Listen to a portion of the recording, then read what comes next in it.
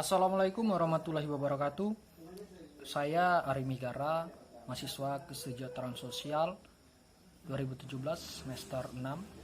Dalam mata kuliah analisis kebijakan pembangunan ini, saya akan menjelaskan satu tema, yaitu tentang evaluasi program. Saya akan menjelaskan definisi, proses-proses dalam evaluasi program, dan lain-lain. Yang pertama adalah definisi evaluasi. Definisi evaluasi itu sendiri adalah kegiatan untuk membandingkan antara keadaan yang diinginkan dengan keadaan yang terlaksana. Atau kata lain, proses menentukan nilai suatu keadaan dari nilai yang seharusnya. Sedangkan Brinkerhoff menyatakan bahwasanya dalam evaluasi program ada 6 poin penting. Yang pertama adalah proses menentukan sejauh mana tujuan dan sasaran program telah terrealisasi. Yang kedua, memberikan informasi untuk pengambilan keputusan.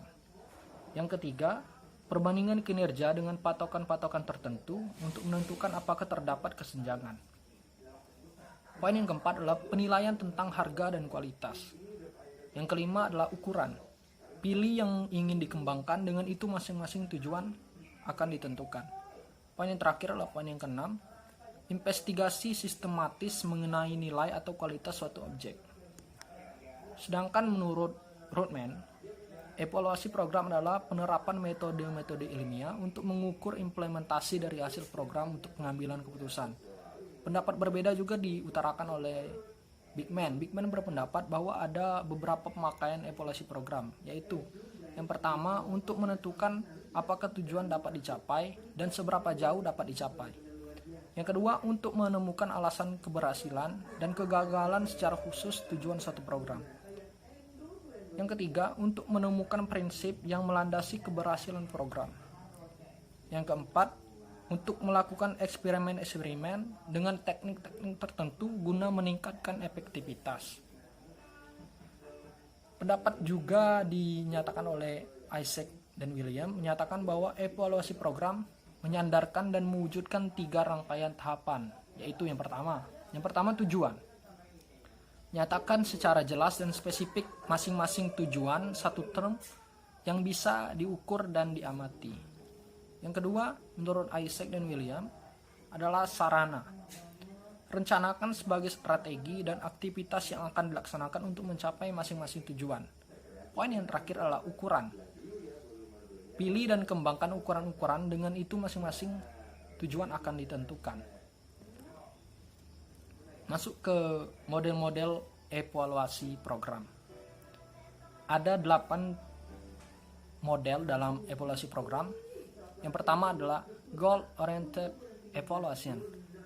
Evaluasi berkesinambungan atau terus-menerus selama program berlangsung dalam rangka mengawal ketercapaian suatu program.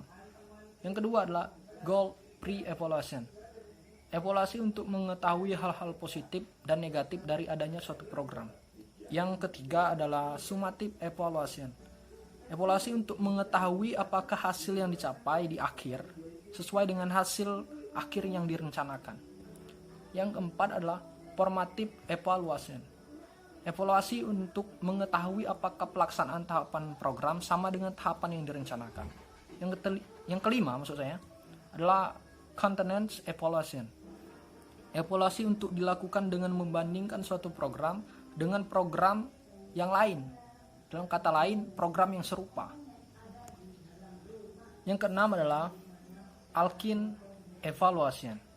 Evaluasi terintegrasi yang dilakukan dengan 4 tahap, yaitu need assessment, program planning, formative evaluation, dan summative evaluation. Poin yang ketujuh adalah context input process product evaluation. Evaluasi terintegrasi yang dilakukan dengan tahapan, yaitu evaluasi kondisi awal, evaluasi proses, dan evaluasi akhir. Poin yang terakhir adalah discrepancy evaluation. Evaluasi terhadap kesenjangan antara standar yang dipersyaratkan dalam pelaksanaan program dengan realita implementasi dari program tersebut. Nah, demikianlah penjelasan saya mengenai materi program evaluasi. Hanya itu yang dapat saya sampaikan. Wassalamualaikum warahmatullahi wabarakatuh.